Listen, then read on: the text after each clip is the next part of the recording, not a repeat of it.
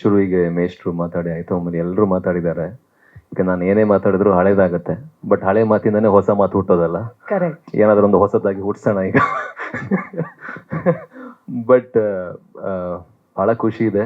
ಮೊದಲನೇದಾಗಿ ನಮ್ಮ ಅಮೇರಿಕಾ 2 ಚಿತ್ರತಂಡದ ಏಜಲ್ಲಿ ಹಿರಿಯರಾಗಿರುವಂತಹ ಮತ್ತು ಎನರ್ಜಿಯಲ್ಲಿ, ಹುಮ್ಮಸ್ಸಲ್ಲಿ, ಉತ್ಸಾಹದಲ್ಲಿ ನಮ್ಮೆಲ್ಲರಿಗಿಂತ ಯಂಗೆಸ್ಟ್ ಆಗಿರುವಂತಹ ಮೇಷ್ಟ್ರಿಗೆ ನಾನು ಧನ್ಯವಾದ ಹೇಳ್ತೀನಿ. ಬಿಕಾಸ್ ಖಂಡಿತವಾಗಲೂ ಕನ್ನಡ ಚಿತ್ರರಂಗದಲ್ಲಿ ಪ್ರೇಮ ಕಾವ್ಯಗಳಲ್ಲಿ ಅಥವಾ ಲವ್ ಸ್ಟೋರೀಸ್ಗಳಲ್ಲಿ ಅಥವಾ ಮ್ಯೂಸಿಕಲ್ ಹಿಟ್ಗಳಲ್ಲಿ ಅಗ್ರಗಣ್ಯ ಸ್ಥಾನದಲ್ಲಿ ನಿಲ್ಲುವಂತಹ ಸಿನಿಮಾಗಳಲ್ಲಿ ಒಂದು ಅಮೇರಿಕಾ.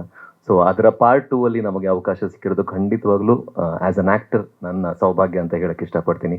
ಆ್ಯಂಡ್ ಒಂದು 15-20 ವರ್ಷ ಆದಮೇಲೆ ಮತ್ತೆ ಸ್ಕೂಲಲ್ಲಿರುವಂಥ ಅನುಭವ ನನಗೆ ಮೇಷ್ಟ್ರ ಫಿಲ್ಮಲ್ಲಿ ಅನಿಸಿದ್ದು. ಅಂದರೆ ಸ್ಕೂಲಲ್ಲೆಲ್ಲ ಸ್ವಲ್ಪ ಫೇವ್ರೆಟ್ ಟೀಚರ್ ಇದ್ದರೆ, ಫೇವ್ರೆಟ್ ಸರ್ ಇದ್ದರೆ ಅವ್ರ ಹತ್ರ ಬೇಷ್ ಅನ್ಸ್ಕೊಳ್ಳೋದು, ಗುಡ್ ಅನ್ಸ್ಕೊಳ್ಳೋದೆಲ್ಲ ಇರುತ್ತಲ್ಲ.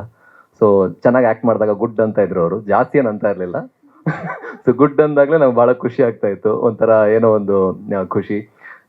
ಡೆಫಿನೆಟ್ಲಿ ತುಂಬ ಎಂಜಾಯ್ ಮಾಡಿದ್ದೀನಿ. ಆ್ಯಂಡ್ ಅವರ ಎನರ್ಜಿ ಏನು ಅಂತ ನನಗೆ ಗೊತ್ತಾಗಿದ್ದು ನಾನು ಡೈರೆಕ್ಷನ್ ಮಾಡಿದಾಗ. ಇತ್ತೀಚೆಗೆ ನಾನು ಒಂದು ಡೈರೆಕ್ಷನ್ ಮಾಡಿದೆ, ಆವಾಗ ಗೊತ್ತಾಯಿತು ಅವರು ಯಾವ ಲೆವೆಲ್ಗೆ ಒಂದು ಎನರ್ಜಿ ಇಟ್ಕೊಂಡು ಆ ಕಮ್ಮಿ ಟೆಂಪರೇಚರ್. ನನಗೆ ಈಗಲೂ ನೆನಪಿದೆ, ಯಾವುದೋ ಒಂದು ಶಾರ್ಟ್ ಸಣ್ಣ ಹೋಗುತ್ತಾ ಏನೋ ಅಂತ ಗೊತ್ತಿಲ್ಲ, ಒಂದು ಅರ್ಧ ಕಿಲೋಮೀಟರ್ ದೂರದಲ್ಲಿತ್ತು ಕ್ಯಾಮ್ರಾ, ಸರ್ ಓಡ್ತಾ ಇದ್ದಾರೆ ಶಾರ್ಟ್ ತಗೋಬೇಕು ಅಂತ.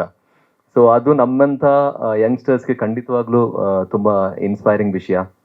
ಬಹಳ ಅಂದರೆ ಬಹಳ ಕಲ್ತಿದ್ದೀನಿ ಈ ಸಿನಿಮಾದಿಂದ. ಅಮೇರಿಕಾ ಒಂದು ಅದ್ಭುತವಾದ ಅನುಭವ, ಸ್ಪೆಷಲಿ ಆ ಅನುಭವ ಎಲ್ರಿಗೂ ಆಗಬೇಕು. ಎಲ್ರಿಗೂ, ನಾನು usually English films, Hollywood films ಎಲ್ಲ ಜಾಸ್ತಿ ನೋಡೋದ್ರಿಂದ ಆ ಲೊಕೇಶನ್ಸ್ಗೆಲ್ಲ ಹೋಗ್ಬೇಕಲ್ಲ ಅಂತ ಒಂದು ಭಾಳ ಆಸೆ ಇತ್ತು. ಸೊ ಆ ಆಸೆ ಈ ಸಿನಿಮಾದಿಂದ ಈಡೇರಿದೆ. ಅದ್ಭುತವಾದ ಕೋ ಸ್ಟಾರ್ಸ್, ನಿರೂಪ್ ಬಾಯ್ ನಮ್ಮೂರವರೇ, ಆದರೆ ನಾನು ಭೇಟಿಯಾಗಿದ್ದವ್ರನ್ನ ಅಮೇರಿಕಾದಲ್ಲಿ. ನಿರೂಪ್ ಸರ್ ಒಂದು ಬ್ರದರ್ ಥರ ನನಗೆ ಬಹಳ ಆತ್ಮೀಯರಾಗಿದ್ದು. ಮೊದಲನೇ ದಿನದಿಂದ ಅದೊಂದು ವೈಬ್ ಮ್ಯಾಚ್ ಆಯಿತು. ಆ್ಯಂಡ್ ಅದ್ಭುತವಾದ ಆ್ಯಕ್ಟರ್, ಸ್ಫುರದ್ರೂಪಿ actor and very mature actor. So ಅವ್ರ ಜೊತೆ ಸ್ಕ್ರೀನ್ ಶೇರ್ ಮಾಡಿದ್ದು ಬಹಳ ಖುಷಿಯಾಗಿದೆ. ಇನ್ನಷ್ಟು ಸಿನಿಮಾಸ್ಗಳು ಮಾಡಬೇಕು, ಬಟ್ ನಮ್ಮ ಹೈಟ್ ಮ್ಯಾಚ್ ಆಗಲ್ಲ. ಆ್ಯಂಡ್ ಯೂಶ್ವಲಿ ಹೀರೋಯಿನ್ ಜೊತೆ ಆ್ಯಕ್ಟ್ ಮಾಡಿದ್ದು ತುಂಬ ಖುಷಿಯಾಗಿತ್ತು ಅಂತ ಹೇಳ್ತಾರೆ. ನನಗೆ ಆ್ಯಕ್ಚುಲಿ ಕಷ್ಟ ಆಯಿತು ಇವ್ರ ಜೊತೆ ಆ್ಯಕ್ಟ್ ಮಾಡೋದು. ಬಿಕಾಸ್ ಭಾಳ ಇದೇನೋ ಗೊತ್ತಿಲ್ಲ, ಈ ಸಿನಿಮಾದಲ್ಲಿ ಯಾವುದೋ ಕೋರ್ಸ್ ಎಲ್ಲ ಮಾಡ್ಕೊಂಡು ಬಂದಿದ್ರು ಅಂತೆ ಅವರು ಈ ಸಿನಿಮಾ ಮಾಡೋ ಮೊದಲು.